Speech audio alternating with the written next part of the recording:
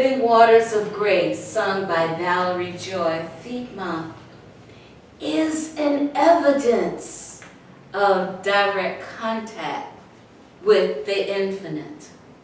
When we're talking about direct contact with the infinite, for me, it's not only a physical experience, it's not only a mental experience, it is a spiritual experience, a mystical experience, a metaphysical experience. It's all of that. It is a remembering of what we've talked about from the beginning. What is spirituality? Our spiritual reality of God in our life, our relationship with the divine. And in recognizing our relationship with the divine, we know that we're one with God, that the nature of our being is the same nature that is of spirit. But here is where we're going a step further with this understanding today. We want to talk about prayer as the immediate contact that we have. I believe that God comes in our daily lives through people, places, things, and events. They're there. And we recognize that the presence of God is right where we are.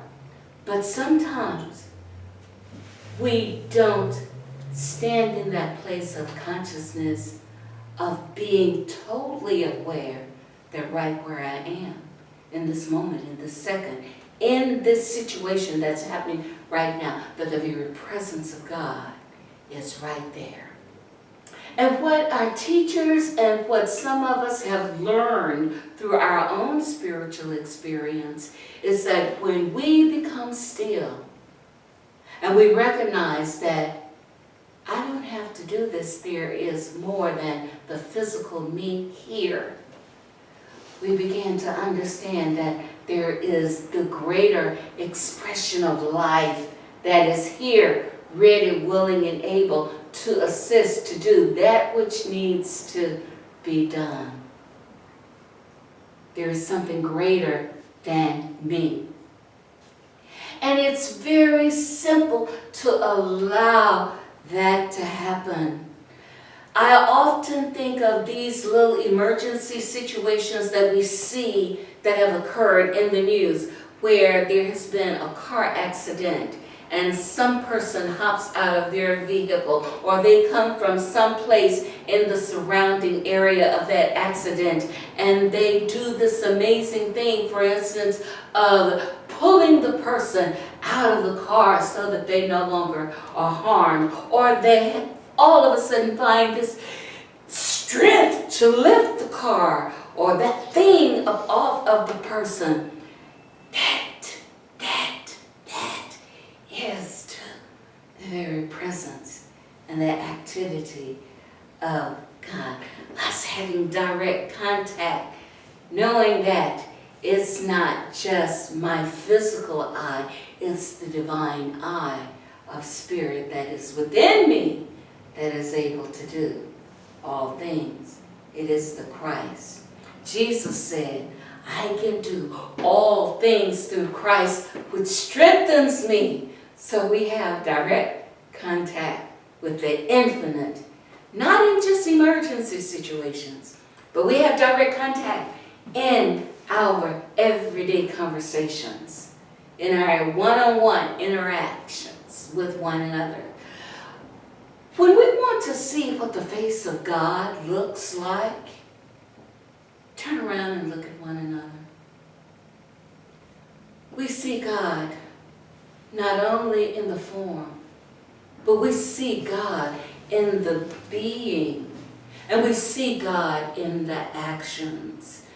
The little stories that I just shared about seeing people rush to do these amazing things, all of that is the face, the activity, the beingness of God that is expressing through each and every one of us. There isn't a person on this earth that is not incarnated with the divine spirit of life, we all, every man, woman, boy, girl, has that Spirit of God. Every bit of creation recognizes and knows that the presence of God is right there. And when we come to this thing of prayer and praise, when we express our thanksgiving for this, then we are releasing our contact with the presence into our environment. We're giving thanks for that. Now, there is something that is really rewarding, something that is very helpful about being in direct contact with the infinite. I read this story as I was reading the writings of Dr. Joseph Murphy, who was a divine science minister, as well as an influencing and friend of Ernest Holmes. Both of them were divine science ministers as well as ministers of religious science, practicing the science of mind philosophy. He shared this story that during World War II, there was a British regiment, men who were serving in the war zone, who for 5 years did not experience one death. In a war situation, the entire regiment did not experience one death. And I asked the question, what? How is that? And it is because the colonel for that group, the colonel provided each one of the men with the Psalm 91. And it is called the Psalm of Protection. The Lord is my shepherd. But anyhow, that's the 23rd Psalms that I just quoted there. But it is the Psalm of Protection, where they repetitively and daily said these words that covered them in protection, such that they did not experience death. That is direct contact with the infinite. We use our words of prayer today, but we also use our words of affirmation, of declaration, where we come into spiritual realization of that which we choose to experience. One of the things that I'm finding as I read more and more about prayer and how our New Thought teachers thought about it, there is a diversity of opinions that when you go in prayer, the Bible says you go into your closet, you shut the door, and you let your request be made known to Spirit. There's another thought that says when you go into your prayer closet, you don't ask God for anything in specific. You just open yourself up to the divine, accepting and knowing that God has already said, I have already provided for your need. And what you're doing in essence is opening yourself up to be accepting and receptive of this good. And then there's another opinion that says that when we pray, we accept the liberty in which we have been called, because it is the will of God that we live abundantly, that we know our freedom in spirit. So even though we find those diversity of opinions, we all know that in many instances, all of them we probably have experienced. Sometimes we feel like when we begin to pray, I don't have the right words or adequate words to say. My situation is such that I don't even know what to pray about. But there's something about being in that presence of the Spirit that makes it okay to just be there, to be in contact with the beloved. And when you're in contact with the beloved, perhaps all that's needed is to just remember that I am in oneness with the beloved. All of my needs are met. Everything has already been provided for. We find that as we move from prayer, we find ourselves sitting in meditation. What happens when we're in meditation? There too, we are in contact with the beloved. One of the tools that I have started using regularly is the Insight Timer. And it connects me with a bunch of people all over the world who are doing meditation. And I set the timer for however long I plan to meditate. But here's the deal. When I'm sitting in that place of quiet, I begin to feel the energetic of spirit moving right where I am. I feel that energetic moving around me. And then I feel the connection of the spirit within me rising to join in harmony with the idea of that spiritual energy that is coming through. There's only one mind. That is the mind of God. And that is the mind that we are using, each and every one of us that's in that place of meditation. We're connecting with the infinite. We're demonstrating the principle of unity, that we're not separate from one another. And herein, we know, realize, and experience the very nature of God.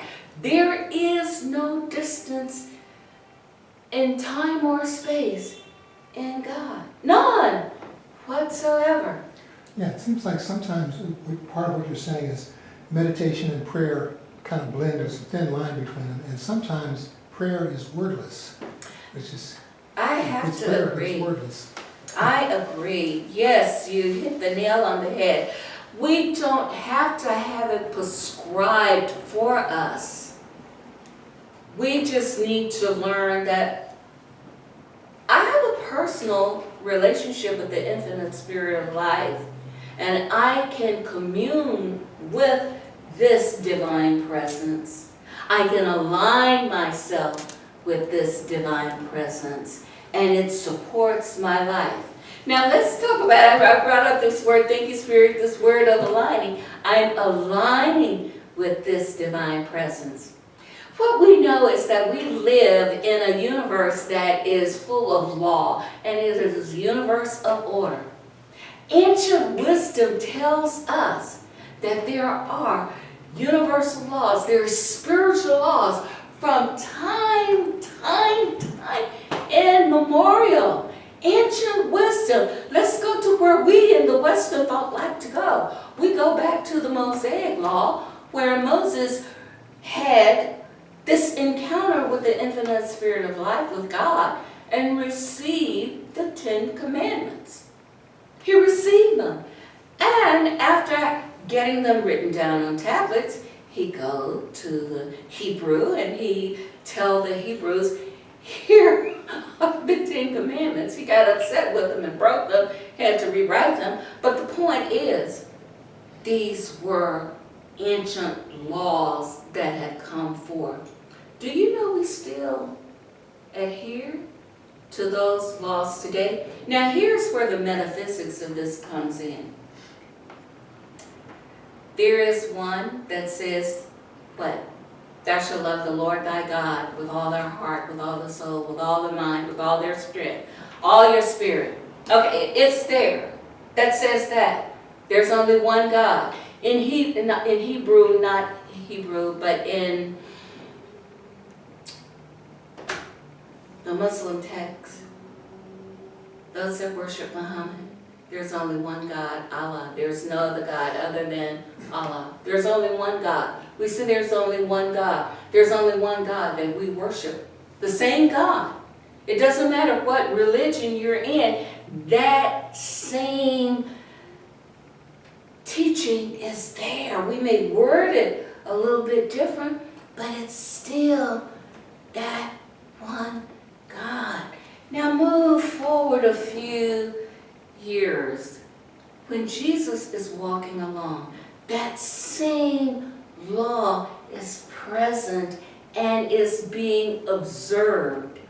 One that is really interesting, there's the law that says honor your father and your mother. That too was articulated by Jesus, right? And we do that. So here's the deal when it comes to the spiritual laws that are there. There's this thing called the law of cause and effect.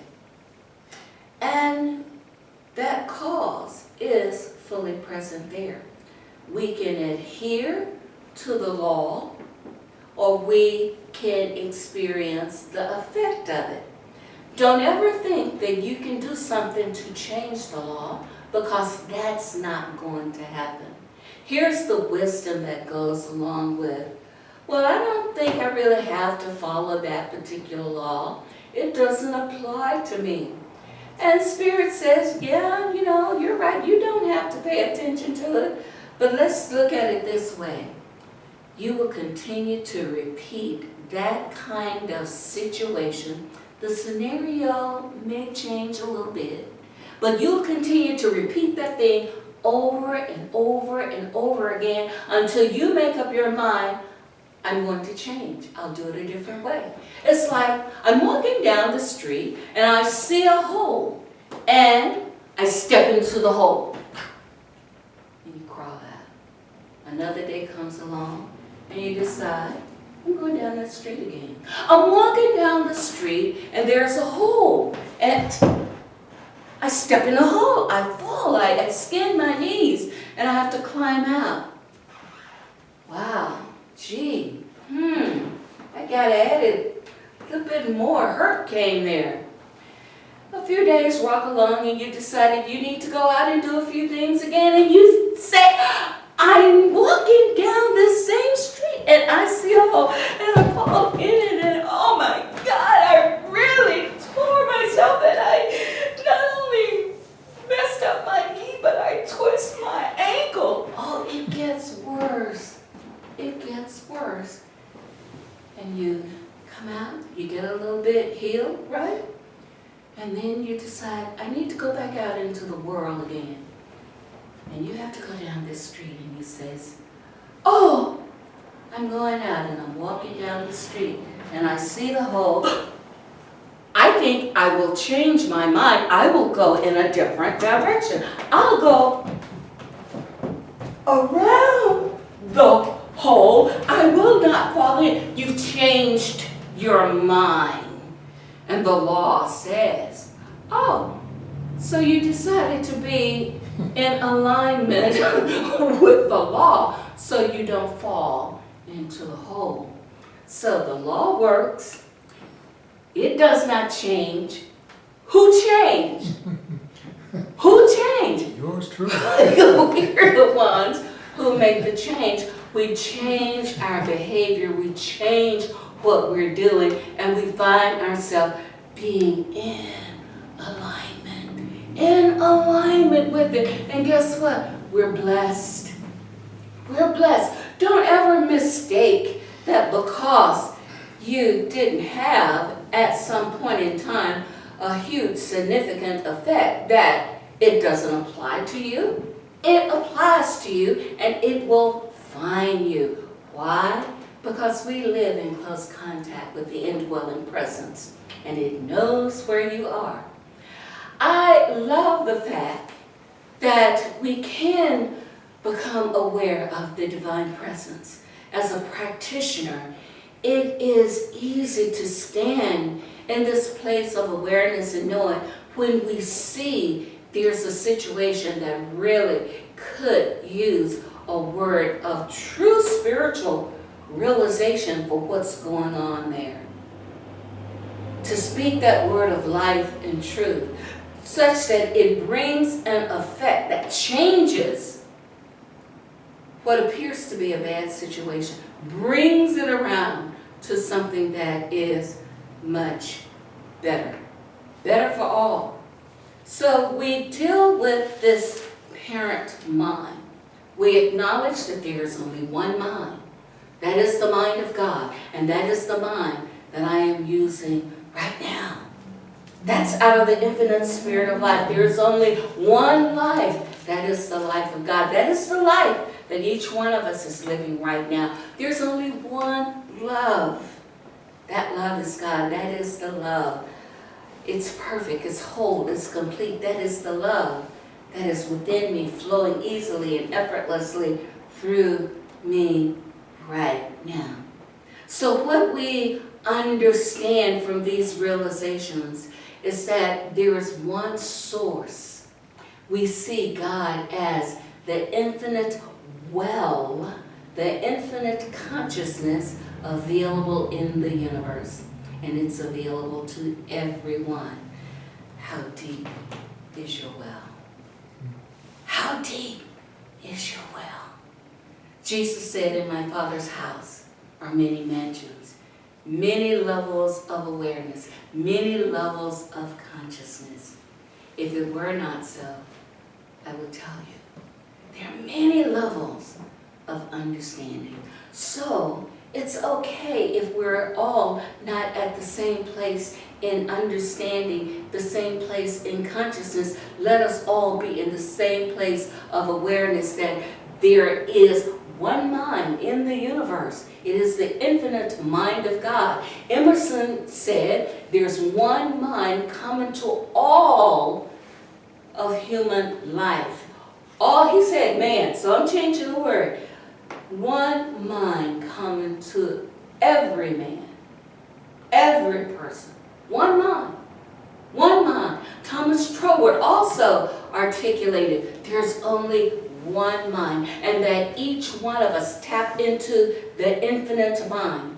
When we want to consider another way that we are in direct contact with the infinite, we use such things as visualization and visioning to see what we would love to experience, to create what we would love to experience and have in our life. With visualization, we sit there and we can see in our mind's eye what this thing would look like, how it unfolds, and the joy that we have and the expressions that we experience because this goodness is with us. We are living in that moment, and that's what visualization is. But one of the practices we do here is visioning. When we're unsure, we know that we have a desire, a goal for something, but we say, I would like to know what the mind of God is concerning this particular thing that we want to see.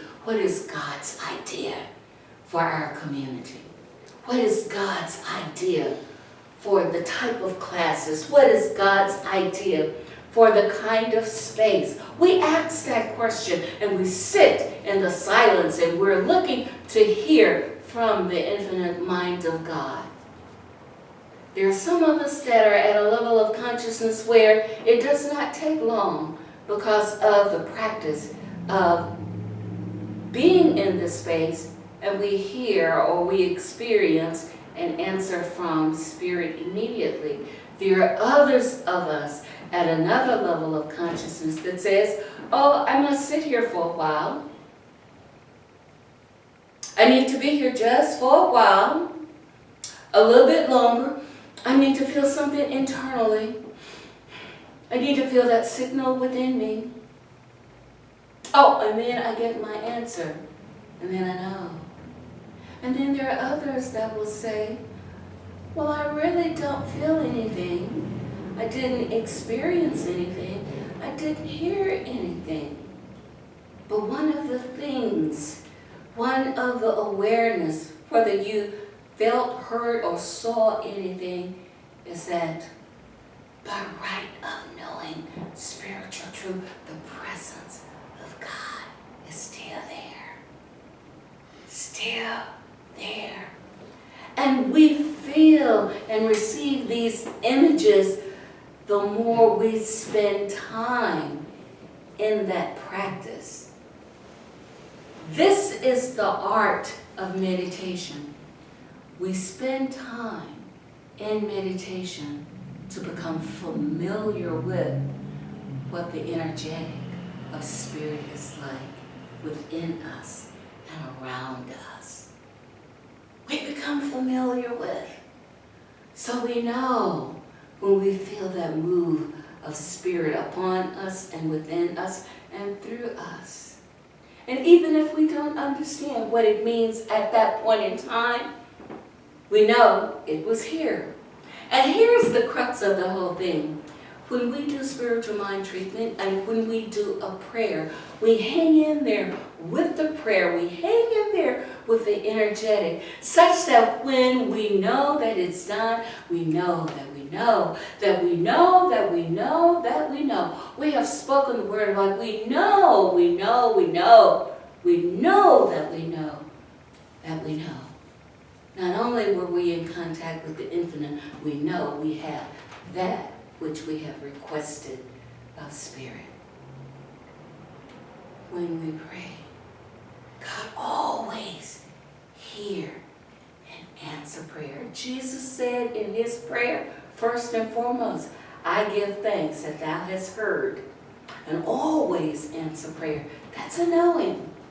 But then we get to the place where we have to know that personally for ourselves instead of turning and saying, oh, well, Jesus said it, so therefore it must be true. You know, it's fine. We're not denying it.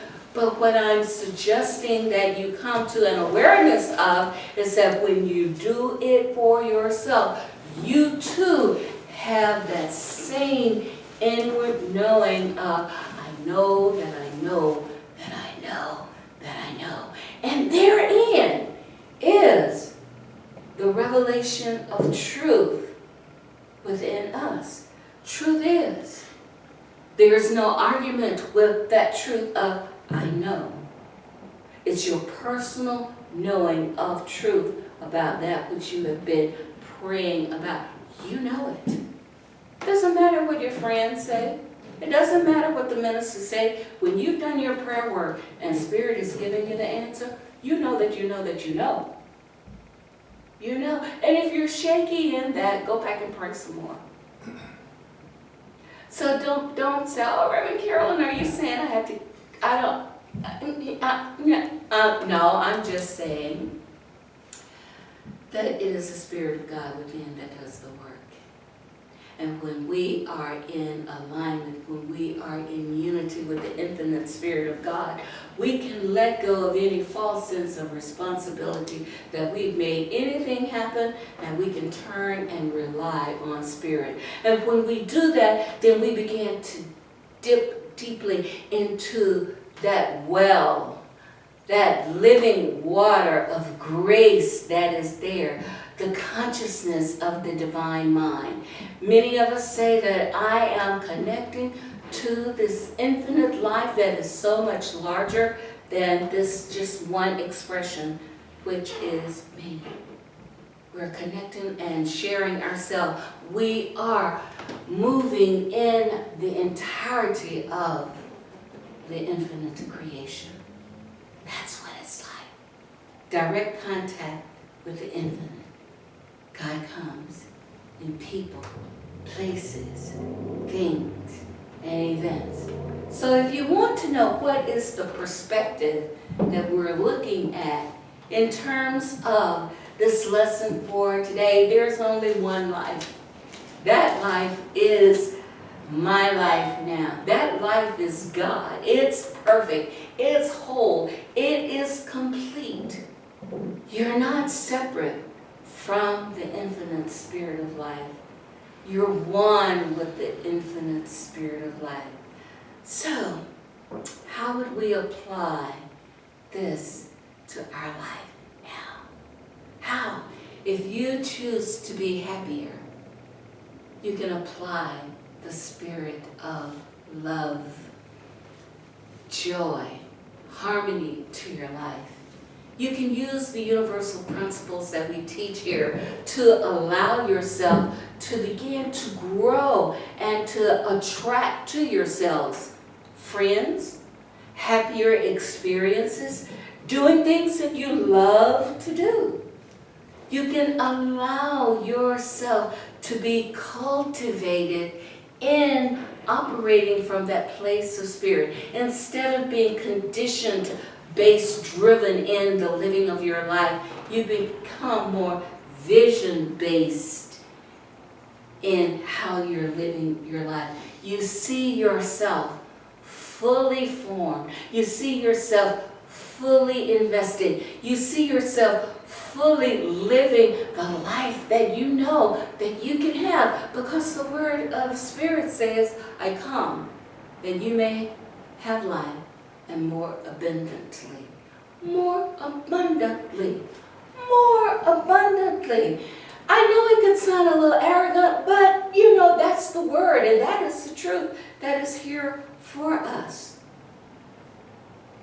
So as we lend ourselves to understanding this expression of life more abundantly, we grow.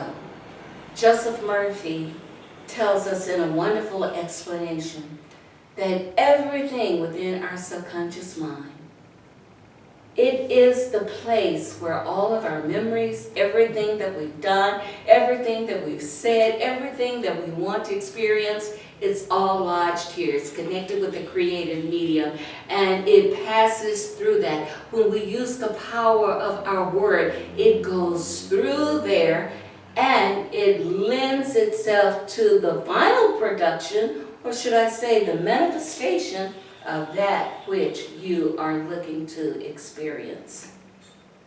Whether it's a solid physical manifestation or it's a thing that you want to have happen.